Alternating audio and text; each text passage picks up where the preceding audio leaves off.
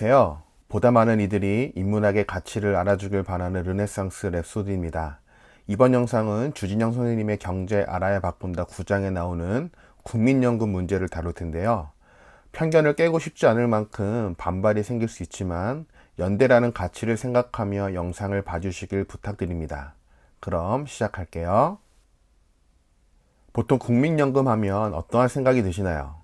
자신의 노후를 위해 차근차근 적립하여 은퇴 이후에 생계를 유지하는 수단으로 생각하는 게 일반적인 인식입니다. 현재 국민연금은 노동자가 4.5%, 고용주가 4.5%를 부담하여 월급의 총 9%를 납부하여 운영하는 제도인데요. 문제는 국민연금의 설계가 시작부터 잘못되어 원래의 목적성을 상실했다는 점입니다. 책을 한번 읽어볼게요.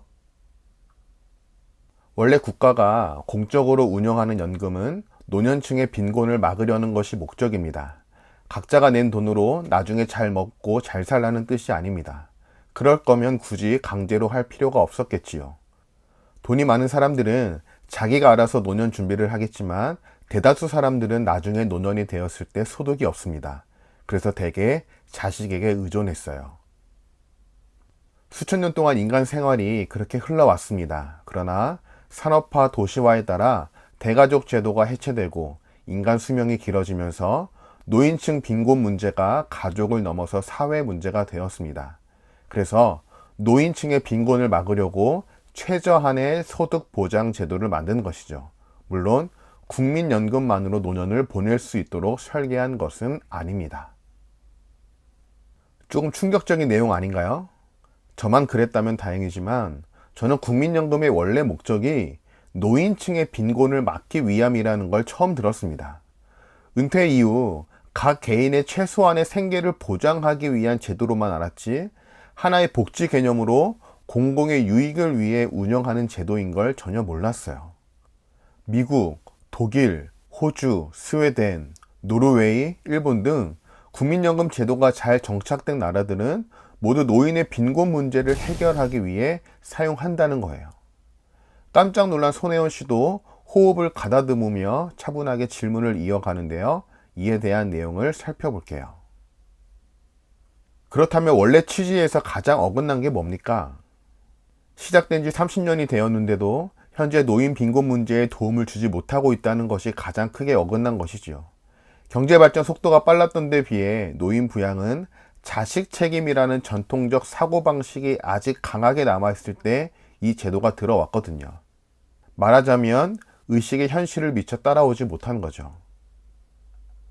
1988년 도입할 때 미국처럼 연금을 내지 않은 그 당시 어르신들한테도 어느 정도는 돈을 들이도록 설계했어야 하는데 그렇지 않았어요. 노인을 공경하는 문화를 가졌다고 자랑하는 우리가 노인들의 빈곤은 이렇게 방치하고 있다는 것이 부끄러운 일 아닌가요? 게다가 이들 세대는 한국 경제 성장의 주역입니다. 이분들 덕분에 우리가 지금 이만큼이라도 살게 되었어요.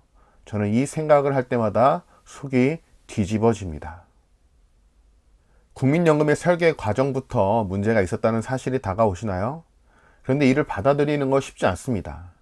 나중에 받을 요량으로 저축카드 성실히 국민연금을 납부하고 있었는데 이것이 나를 위한 제도이기 이전에 노인 빈곤 해결이 목적이라면 무언가 속았다는 감정과 함께 이기적인 마음도 불쑥 솟아오르기 때문이죠. 이걸 주진영 선생님도 정확하게 인지합니다. 그래서 대다수의 국민들이 이를 받아들이기 전까지는 국민연금의 구조조정은 불가능할 거라고 예상하고요. 어느 정부든 용기를 가지고 국민을 설득해야 하는데 표가 중요한 정치인들에게 가능한 문제일까요? 그래서 저 같은 유튜버가 있어야 하지 않나 하는 느낌적인 느낌이 듭니다. 어쨌든 국민연금이 고갈된다는 뉴스를 종종 보셨을 겁니다. 얼마 전 국회예산정책처에서도 2054년이면 국민연금이 바닥을 드러낼 거라고 했는데요. 사실 국민연금의 목적을 이해하면 이 뉴스에 흔들릴 필요가 없습니다. 국민연금은 차곡차곡 적립한 금액을 나중에 사용하는 것이 아니라 걷어들인 돈을 필요한 곳에 사용하는 것이 원래 취지이기 때문이죠. 따라서 국민연금이 고갈되는 건 문제가 아닙니다. 1억을 거두면 1억을 써야 하는 거고 10억을 거두면 10억을 써야 하는 거예요. 국민연금은 결코 기금이 줄어들지 않는 선에서 사용하는 돈이 아닙니다. 원금을 불려가면서 이자로만 집행하는 것도 아니고요. 노인의 빈곤을 막고자 과감히 돈을 쓰는 것, 다시 말해 축의금이나 부의금처럼 상부상조의 정신이 담겨 있는 겁니다.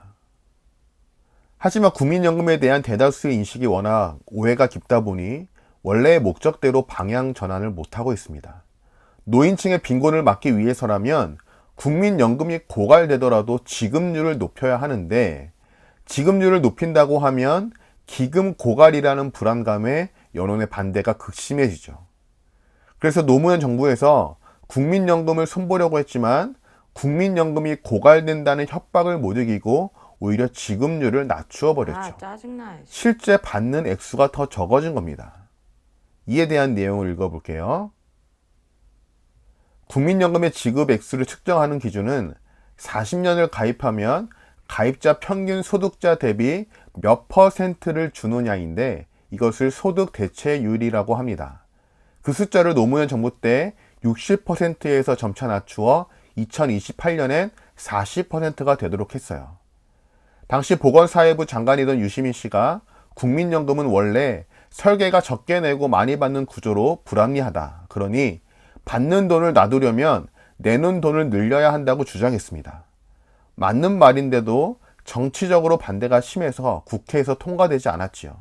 그러자 대안으로 부담률을 9%로 놔두는 대신 지급률을 낮추는 방법을 제안해서 그것이 국회에서 통과되었습니다.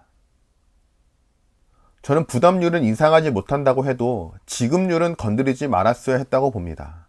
우리나라는 소득 대체율이 너무 낮아요.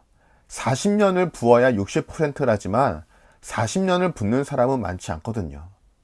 부담률을 올리는 것이 맞는데 그것이 여의치 않으면 그대로 두었다가 시기가 무르익었을 때 올렸어야 했지요. 노무현 정부가 임기 안에 꼭 무엇을 하려고 할 필요가 없었다는 말입니다. 하지만 언론에서도 이를 좋게 평가하는 분위기였어요. 그런데 그 당시 유정일 교수가 이를 비판하는 칼럼을 썼어요. 연금은 노인을 위한 것이고 다른 나라는 동시대를 사는 노인들이 과거에 돈을 안 냈다 하더라도 연금을 주기도 한다. 애초에 저부담 고급여로 설계했다면서 급여 수준을 낮춘다고 하는데 그 액수 자체가 너무 낮으면 잘못이라는 요지였죠. 그는 국민연금은 고갈을 걱정할 필요가 없다. 때가 되면 적립식에서 부가식으로 가면 된다고 주장했습니다. 그 글을 보니 얼마나 반갑던지요. 고갈 시기를 몇 년 늦추기 위해 노인 빈곤을 더욱 악화시킨다면 본말이 전도된 일이거든요. 국민연금을 하는 목적이 무엇인데? 개혁적인 정부라고 평가받는 노무현 정부도 국민연금 심장부에 다가서다가 거센 저항을 이겨내지 못한 채 후퇴하고 말았습니다. 참으로 아쉬운 대목인데요. 개혁은 정부의 의지 못지않게 국민의 의식적인 뒷받침이 중요하다는 걸 다시금 느낍니다. 누군가 고양이 목에 방울을 달아야겠다는 의지를 갖더라도 대중적 인식에 따라오지 않으면 성공하기가 어렵죠. 따라서 국민연금에 대한 원래 취지와 목적이 국민들에게 잘 전달되고 설득되어 원래의 목적대로 순항했으면 좋겠습니다. 이를 위해 개선해야 할 점도 있습니다. 바로 국민연금 기금으로 펀드를 운영하는 겁니다. 더 많은 이들에게 혜택을 주기 위해 시작한 사업이었지만 2017년 기준 550조의 연기금 규모는 너무 큰 액수라 자칫 주식시장을 불안하게 할 수 있죠. 책에서도 지적하듯 연기금의 규모가 작을 경우 자체의 수익성과 안정성에 집중해도 괜찮지만 일정 규모 이상으로 커지면 사고의 틀을 바꾸어야 합니다. 제로섬 게임의 주식시장에서 연기금이 수익을 얻으려면 가치가 오른 주식을 팔아야 하는데 이 과정에서 주가의 하락으로 국내 투자자들이 손해를 볼 가능성이 높아지죠. 그래서 해외 펀드나 국채 발행 이야기도 나오지만 주진영 선생님은 적립식 위주로 되어 있는 국민연금 체제를 부가식과 적립식을 병행하는 체제로 전환해야 한다고 주장합니다. 지금처럼 연금을 쌓아두고 투자만 고집할 게 아니라 일부는 당장 연금으로 지급하는 부가식으로 하자는 말입니다.